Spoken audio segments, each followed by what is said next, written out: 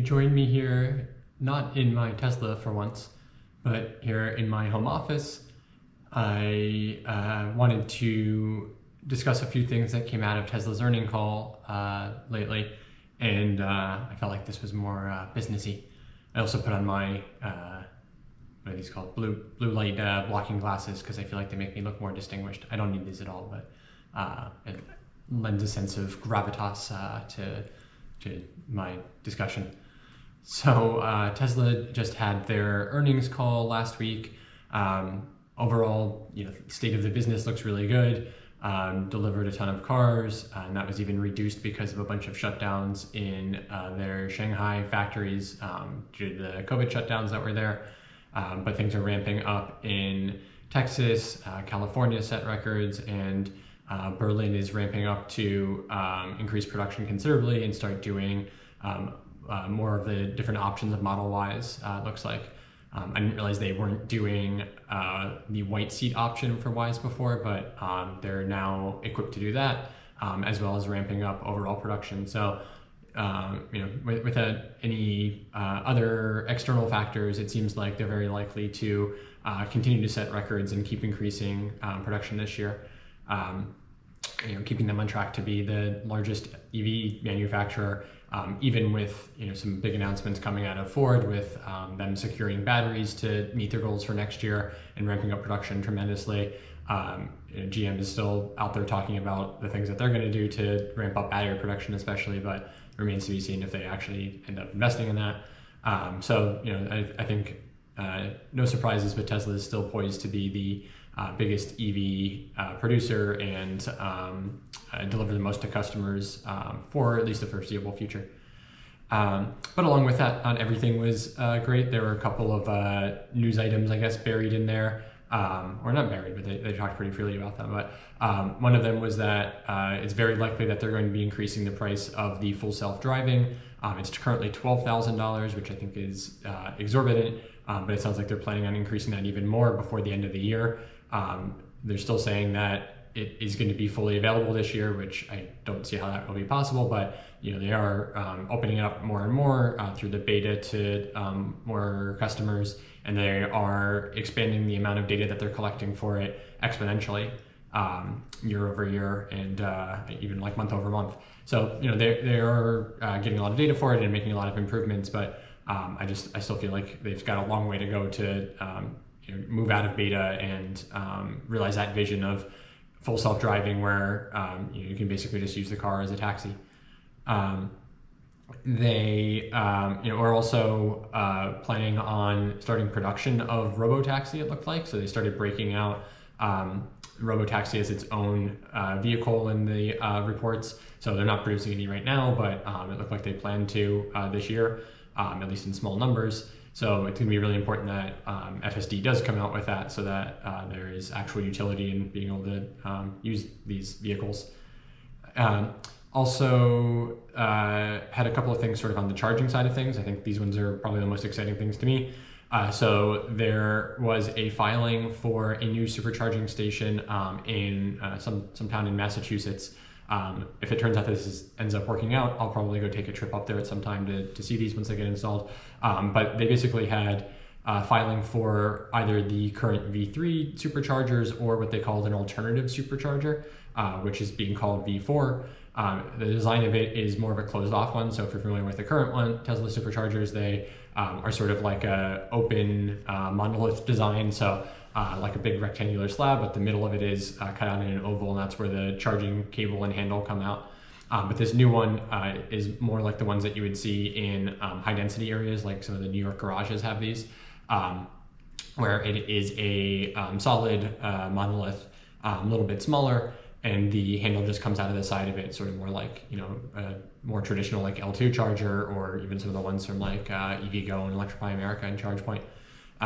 So none of that in itself is that exciting. Design really cares. But the cool thing about it is that it said it might support charging rates of 300 to 350 kilowatts, which is a decent amount more than the current 250 chargers. Brings it more in line with some of the more recent deployments that Electrify America has been doing, And some of the competitors like Kia, Hyundai, Genesis, all built off of that platform, have been getting a lot of positive press about their charging rates because they are able to get up at least close to those rates, which means that you can do a 10 to 80% charge in 18 minutes, they say, and I've actually seen some evidence that that is true. So it's a really good competitive differentiation. I feel like, sure, I'm biased by the last bad charging experience that I had. If you haven't seen that video, check out my Cape May return road trip video, where we ended up just sitting and sitting and sitting, getting rates like up to about 100 kilowatts at best, but on average done like in the 60s. It just took forever to charge up the cars because of that. So being able to get much faster rates, whether it's split or dedicated, which it seems to be what they're doing for most of them lately, will definitely greatly help out. I don't know for sure how many other cars can actually accept rates like that. I think only probably Model S and maybe even like Plaid only could even go that high. But at least if you've got that optionality there, it's good future proofing, and potentially future cars will come out with charging rates that can go that high. Plus, if they're dedicated and not shared, even if you're not getting that peak rate, it's still much better than what you're probably getting at a V2, V3 charging station. Along with that, there's been a lot of discussion lately about the charging standard. So for folks that know, Tesla's got its own proprietary charging cable. It is a fairly sleek one compared to the competitor ones. So CCS is the main standard that's used for pretty much every other EV and what is actually the standard, including Tesla in Europe. So it's a little bit larger connector. I've seen some things around it saying that it's a little bit harder to get it seated right compared to the Tesla one, and sometimes leads to like charging faults and errors. Also a little bit more prone to overheating, but it's hard to tell how much that's actually happening in the real world and how much of it is sort of just pro Tesla PR. So in the rest of the world, they are moving towards CCS as a standard. Tesla's already are using that there. And Tesla's actually opened up their superchargers to other non-Tesla cars there because they're using CCS as well. Whereas in the US, Tesla is got the Tesla standard, and basically everybody else, all of the other car manufacturers and all of the other charging networks are using CCS. So there's been discussion about whether Tesla would be opening up their superchargers to other EVs in the US, and it seems pretty likely. It sounds like they're probably going to pilot that in a few states toward the end of the year. With that, it seems unlikely that they're going to retrofit all of their charging stations and change them to CCS. Plus, the cars don't actually support that. So what is much more likely in the US is that they'll just rely on some sort of adapter, probably for that.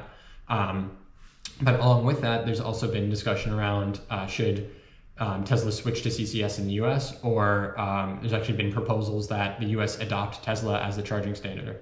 So this came out from Aptera, which is another EV manufacturer, startup one. They are kind of known for making smaller, more lightweight, super long range cars, at least like in their prototypes. And they put out a statement saying that they think the government should support a standardization around Tesla's chargers. One, because they're far more installed across the country and much more common and much more used and proven out. And they're also cheaper to deploy than the CCS ones. And and they also argue that the design of the Tesla ones is much more customer friendly. It's sleeker, it's smaller. It's supposedly cheaper to install for car manufacturers.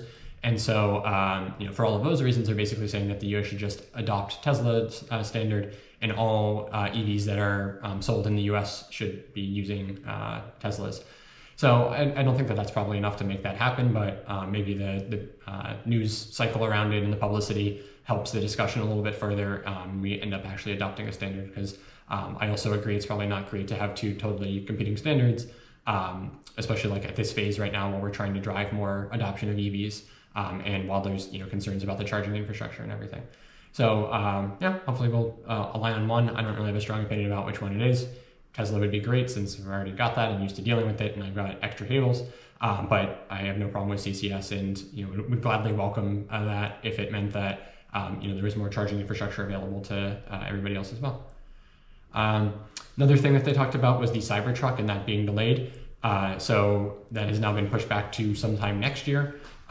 Personally, I'm not sure that it is ever going to come out, or I guess I should say never. I think it is only likely to come out at the point where the combination of needing to be in the news cycle and getting a publicity boost from it actually coming out is worth the downside of like having to ramp over production and potentially impacting Model 3 and Y production in particular. I think right now, Tesla's in this enviable position where they basically have unconstrained demand. There's such a long backlog of customers signed up, with deposits down, as well as like probably waiting for the delivery times to come back down. That Tesla can basically price however they want right now, and have been doing that. And so really the only constraint that they've got is how much they can produce. So having the distraction of producing Cybertruck, whether that means shifting over lines or doing retoolings or having to shut down to switch over to it, is certainly not going to be worth it. And so I think at this point they're smart to utilize all production capacity on 3 and Ys in particular. Of course, S's and X's too, because they're much higher margin. But I think basically at this point they can churn out as many Ys and 3s as possible and continue to sell them. So there's no reason to delay that or impact that in any way. So I think it's going to be a while until Cybertruck actually comes out.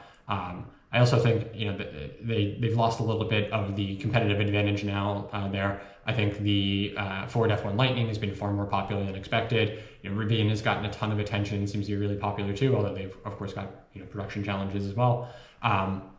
But I wouldn't be surprised to hear that a lot of customers have canceled their Cybertruck orders, especially with additional delays, and moved to F-150s or Rivians at this point, at least since those are actually shipping, granted in pretty small numbers. So one way or the other, you're going to be waiting a while to get a electric pickup truck. But I'm not that upset about it, because I would actually rather Tesla continues to focus on the more kind of mass market cars, the 3s and the Ys, keep getting them better, getting the charging infrastructure out for them, and really making that as positive an experience as possible to get those first-time EV buyers really hooked on it, and kind of in that life cycle like I am of getting another one multiple times over the next couple of years. I think that'll be much better for their business. Although of course opening up to maybe the folks that are only interested in pickup trucks isn't going to hurt either. So they'll get there. It's just I think I wouldn't be surprised to hear there are even further delays.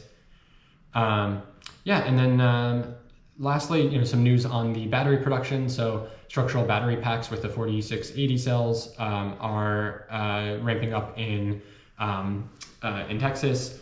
Should be starting to get produced out of the Gigafactory there soon. Most of that's currently coming out of Nevada. But with the standard range Ys starting to ship out of Texas, makes sense that the battery production is going to be there too. So it sounds like they're making good progress with that. Been shipping out some cars with it, and probably will start moving over to some of the other models as well. I would expect that probably a Model 3 standard range shift over will happen next, and then potentially, depending on how demand for that goes and what benefit they might get in a long range variant, moving up to those models also. So exciting to see that from everything that I have seen around those batteries. It's not so much that you're getting a whole lot more range or anything like that. It's just that the structural part of it helps save weight and helps increase range, especially for smaller capacity.